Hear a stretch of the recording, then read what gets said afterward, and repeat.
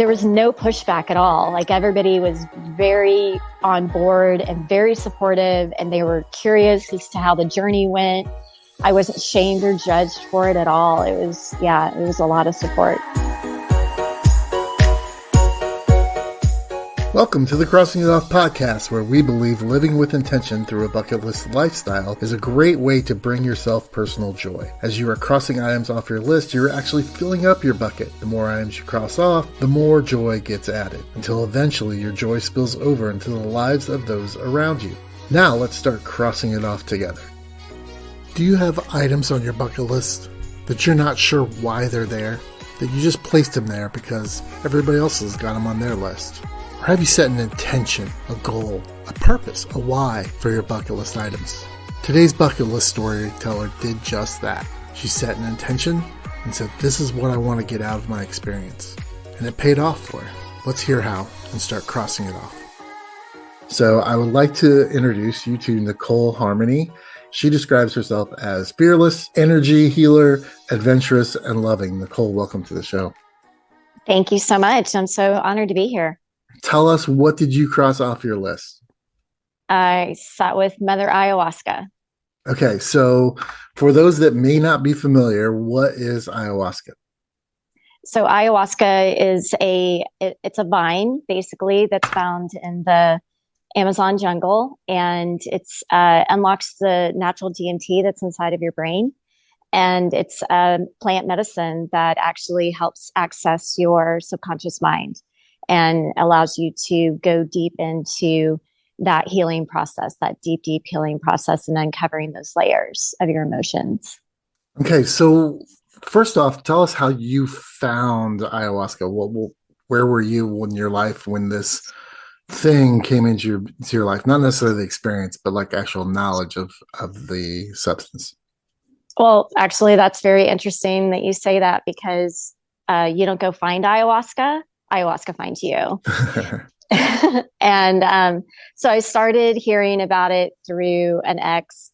He was talking about it. Joe Rogan was talking about it on his podcast. And so it started coming up in conversation. And I was very leery of it because of the purging. I don't like to throw up. Like, that's the worst thing that I could ever think of in my life. And so I was like, oh, I don't know if I want to do that. So I started researching it. So last year or 2 years ago, I spent 6 months in Mexico and Playa del Carmen, Mexico. And the first plant medicine that I tried, other than cannabis, was psilocybin. So I did a mushroom ceremony, taking high doses of golden teacher and really, again, unlocking the subconscious mind, right? So I did that in January. And then I was sitting at dinner with some friends, and somebody talked about ayahuasca, and I was like, and they looked at me and they're like, you have to do it, Nicole. And I was like, no, I hate throwing up. And they're like, no, you have to do it. And we're going to set it up. And it was just like, it just compounded so quickly. And I was like, okay, let's do this. And the interesting thing is that as soon as you make that declaration, as soon as you make that payment to the retreat, she starts to do her magic on you. She starts to work her magic on you, and you start to see things. And as I'm saying this, all the hair on my body is standing up. You start to really hone in on that intention that you're going into ceremony with, and things just start to become more clear. And yeah, it's a really, really magical experience. So yeah, that's how it came into my life. So let's go back a little ways. The impression, especially here in America, of drug culture, and I say that with finger quotes, is people that are using cannabis and sitting on their couch and laughing at, Bill and Ted, Excellent Adventure, right? That's kind of what the mindset is about hallucinant drugs here in the States. What's the difference between, you mentioned three, like the cannabis and the mushrooms and the ayahuasca? What would you consider, like, is there a sliding scale, or is there a spectrum, of what those drugs have done for you, or are they each individually kind of their own thing in your head? Yeah, these are more of, these are plants, so they're found in nature. This is how the indigenous used to heal themselves through, different ailments and things like that. So as far as like the drug culture, I look at the drug culture as more of like the pharmaceutical drug culture. And, obviously that's like the manufactured things, right? This is actually from the jungle. It's picked off of a vine in the jungle, and then it's brewed with beautiful energy and love. The intentions go in as the shamans and the medicine men and women create the brew, specifically for ayahuasca. And then of course the mushrooms, are grown out in nature as well. They're not manufactured. So the way that I look at these differently is that they're really unlocking parts of us that we're wanting to shame, suppress, and just kind of disassociate with, right? So yeah, that's how I look at the difference, is that they're more for going deep into your subconscious mind, into your psyche, and unlocking things that you wouldn't be able to do without the assistance of these plant medicines. So help listeners understand a little bit, if you're able to live in a state in the United States that has legalized cannabis, you can go to the store and buy it. But most people's experiences is that it's a street drug.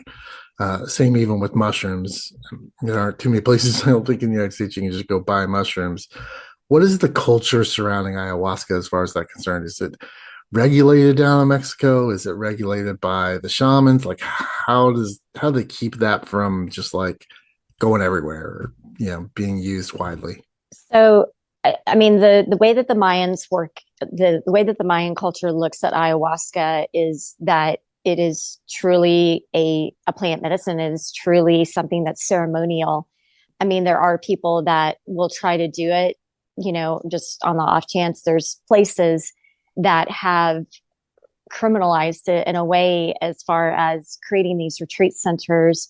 And there's actually been rapes, at these retreat centers. So you have to be very careful, and you have to research every single place that you go, and you do these ceremonial sittings, with the medicine. And it's really about your intention. If you have positive intentions and love in your heart for the reason why you're doing it, then yeah, I mean, it's just going to work magic. But if you go in there with bad intentions, then they have a saying about Mother Ayahuasca is that she's the grandmother. We have the grandmother, the grandfather is peyote, and then the children are the mushrooms of the psilocybin. And the grandmother ayahuasca, she will put you in your place in a loving and gentle way, but she will put you in your place. And that's exactly what the medicine does. It puts you in your place, especially if you go in there with like an ill intention.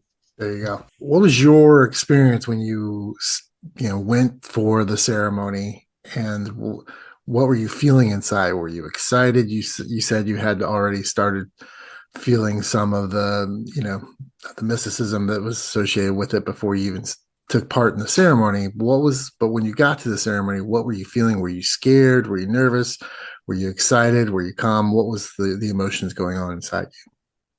I probably had about 5% nervousness and anxiety going in. And then I remembered that what you go into ceremony with is the way that the ceremony is going to play out. And I didn't want to have a bad journey. So I tried you get an abundance of time to really like center yourself and get yourself straight and get your mind, your intention into a loving, gentle place. You take hape, which is a snuff, and it kind of like cleanses your pineal gland. So you can sit with the medicine, even more clear. But I should go back. You're not allowed to, you have to have different MOI blockers, I think, MOI blockers out of your system for at least 6 months. Thankfully, I don't have any of that in my system, but because it'll affect the way that the medicine, quote unquote, adheres to your body, the way that it sits with your body and gets processed. So I went in with just like love and gentleness and kindness and just curiosity to explore what she had bring me. And I went in my intention because I wasn't too familiar with, what you go in with, and do you go in with business and, this, that, and the other. I just went in purely for surrender. I'm like, I surrender to whatever is being brought to me with love and gratitude. So describe what happened to you. You get this mindset and you set this intention and you're all ready to go. What was the actual experience like, if you can describe it? What was going on? Did you throw up a lot? I'm curious to find that out. And what was, during how long did the ceremony last? All that kind of stuff. So you arrive at the ceremony. I did a one-off, so I didn't do a retreat. I arrived at the ceremony site, which happened to be the same temple that I did the mushroom ceremony in a couple of months ago. And the same shaman was there that was guiding kind of like the temple doors. He had actually received downloads to build this temple, beautiful temple in the middle of the jungle, right outside of Playa. And he does a blessing outside in the fire circle. So they build a fire to kind of protect, again, from the dark entities of the temple. And he did a fire ceremony around there, a blessing ceremony where you bless the directions, the north, south, east, west, the wind, the fire, earth, wind, fire. I don't know why I can't, water. Like, what's the other one? And of course, I don't understand anything that he's saying because he's saying it in Spanish, but you're just like kind of, turn into the north and the south, and you're really kind of connecting in with the energy, because it's all about who you're pulling in, to that space to help you through your journey. It's all again, very ceremonial, and we were only supposed to have a certain amount of people in there, and the shaman ended up inviting like 15 more, and so we had a lot of people in this temple. And the way I looked at it, and I'll get to that because, again, she brings me messages. And so we go into the temple and we're just kind of like sitting, you're getting connected to your mat mate, the people, who are sitting next to you, and people who are going to be throwing up next to you and purging in all different ways. And then it gets dark. So you show up into the ceremony at like 3. You don't start drinking the brew until like 8 p.m. So you have a good amount of time to explore and, like I said, get centered. And then it goes around, and I happen to be kind of at the end of the circle. And so people would start to purge before, and it's completely dark. You have like maybe a couple of candles so you can kind of move around, but you're supposed to raise your hand if you have to go to the bathroom or you have to be assisted to go outside. You're not supposed to walk by yourself. You have to have somebody go with you. Mostly because your legs just kind of stop working sometimes. So yeah, I went and I took the brew. And I just went back, and she said, if you really want the medicine to work, in a strong way, lay down, because the blood is going to rush to your head, and, the medicine can work more effectively. And then they also say, sit back and just allow your body to do whatever it's going to do, and watch the visions that come, like a movie of your life kind of thing. Here at the Crossing It Off podcast, we are passionate about inspiring you in your bucket list lifestyle and empowering you to live out your lists. We offer many resources to assist you in your bucket list journey, such as web resources in the show notes, bucket list mentoring services, my book Live Out Your Lists, a private Facebook group for you to share your bucket list success stories with others, and more. All of these can be found at crossingitoffpodcast.com.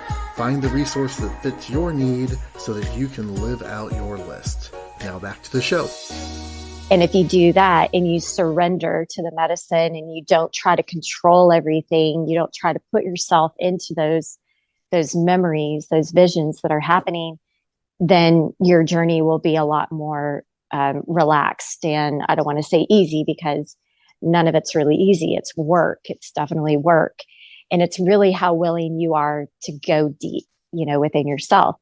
So I'm sitting there, and I laid down, and my first purge came, and it wasn't like a physical purge, and you have your bucket there, and you have your roll of toilet paper.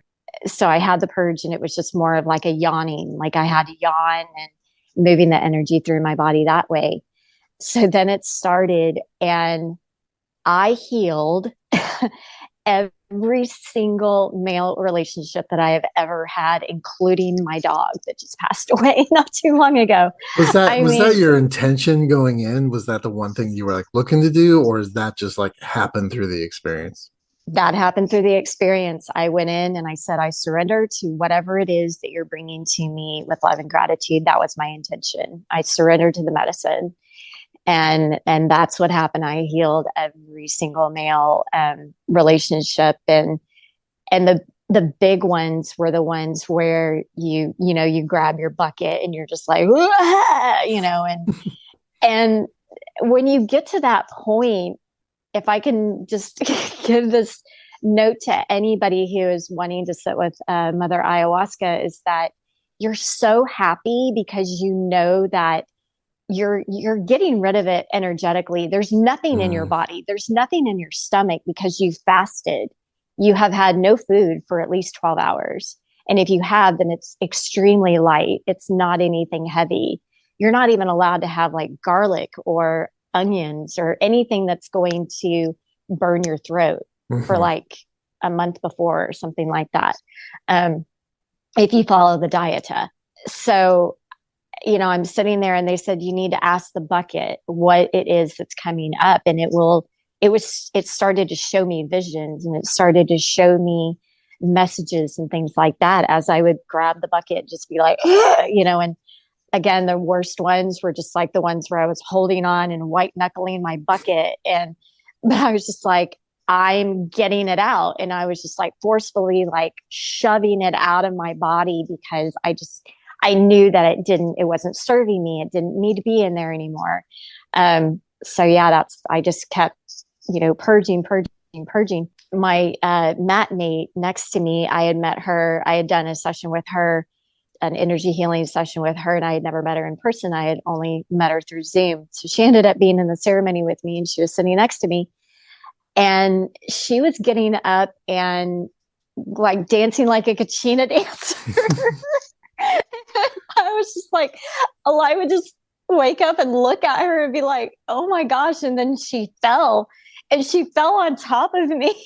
And all I could think about was, oh my God, don't knock over the purge bucket because Ooh, yeah. I don't want that all over me. And so she was so apologetic. She was like, oh my God, I am so sorry. And I'm like, oh, it's okay. Are you okay? And again, that's just messages coming through because everything that happens in ceremony is intentional. So whatever's happening is supposed to happen. Her falling over me was me being, like that caretaker. And then she laid against my knees at one point, and I was kind of like fully supporting her, and she was just laying down. She wasn't laying flat on the floor. She was just laying on my knees, and I didn't want to move. And then the craziest thing happened where we both like had some sort of simultaneous, and the only reason I know this because we after the integration, we did integration later, and we were talking about it, and I had to finally move my legs away because my legs were about to fall asleep, and then I also had to get up and purge. And she and I sat up simultaneously, both put our feet on the floor and grabbed our buckets and purged simultaneously. And I was like, oh my gosh, you were helping me and I was helping you. And it was just, yeah, it was so incredible. And then the one other message that I got whenever I was in my condo in Playa, I was in nightclub central, and the clubs would start at like 10:30 at night. And I wasn't partying. I wasn't going out. I was very well, anchored into my journey and my healing and doing my business. So they would start at 10:30, and then I would try to go to sleep, and I couldn't sleep. So I didn't sleep for like Mm. 6 months. And this was towards the end of my stay in Playa. And I was in the temple, and it's supposed to be a silent ceremony, and you're supposed to just be, quiet, other than, the fact that you're vomiting in your bucket, or you're crying, that you're just supposed to be silent. You're not talking to your neighbor. You're not doing anything. Well, there was a rave going on in the temple at one point in time. Like everybody was up dancing and the music was going, and it was just like Burning Man on steroids. And I looked up and I was trying to sleep and I was so angry. And then the mother gave me the message. She was like, "Dear child, you can rest amongst the chaos." And so I was able to kind of just lay back down, and the music stopped and it started to lull, and people sat down and they didn't have they weren't up dancing anymore. And then of course when I went back to my condo, I was able to sleep for the first time in 6 months. And then the last crazy thing that happened was the shaman came in, and it was in the middle of the night, and we were all resting, we were all sleeping, there wasn't any music playing, it was dark. And he came in, and probably like 2 in the morning, he started waving his condor at others and chanting, and 85% of us all got up and we all started purging into our buckets. And I don't know if that was like ancestral stuff that was getting healed or what, but and I kept asking the bucket, and the bucket didn't have an answer for me. And I'm like, okay, whatever, let's just go for it. Let's get rid of it. So yeah, it sounds like you really, intensely went into this process. What was it like communicating that this is something you were going to do with your family and friends? Well, it sounds like you may have had a supportive group of people in Mexico, but like back home in the States or other people, what was their reaction when you told them you were going to cross this off your list, and how did you respond to that? they were actually really excited. I thought that I was so scared to tell my mom. Sure. Well, scared to tell my mom about the mushroom journey, but I was like, you know what? You're 48 years old.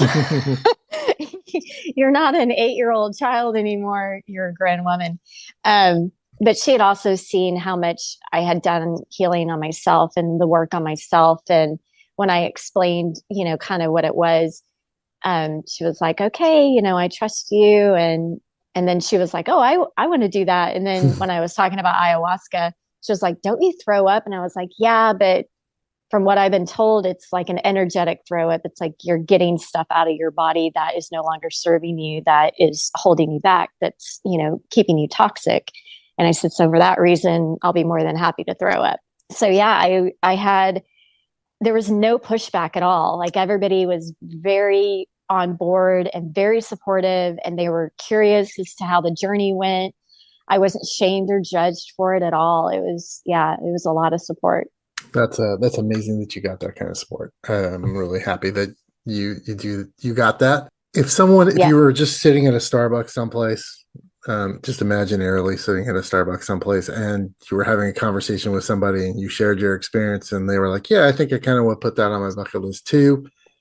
Without saying, the Nike slogan, what would you tell them to think about as far as doing this activity? What if you could say, if you're going to do this, you need to do X. What's the X in your opinion? You need to do it for yourself and not somebody else. Mm. It has to be a choice for you and not your relationship, not your family, not your business. It has to be for you, because it's ultimately it's healing you and bringing you back closer to your true self. And if you were to look back the overall experience, I've heard some people that they're still getting messages well after they've gone through the ceremony. But looking back at your total experience, is there something about yourself that you learned? Is there a transformational moment that you can say, I'm different Nicole now than I was before I did this ceremony? Oh my gosh. How long is your show? You have 4 minutes. Okay. I it's interesting because the biggest epiphany I had, well, first of all, I for the next 6 months, I could taste ayahuasca in my mouth every Mm-hmm. once in a while.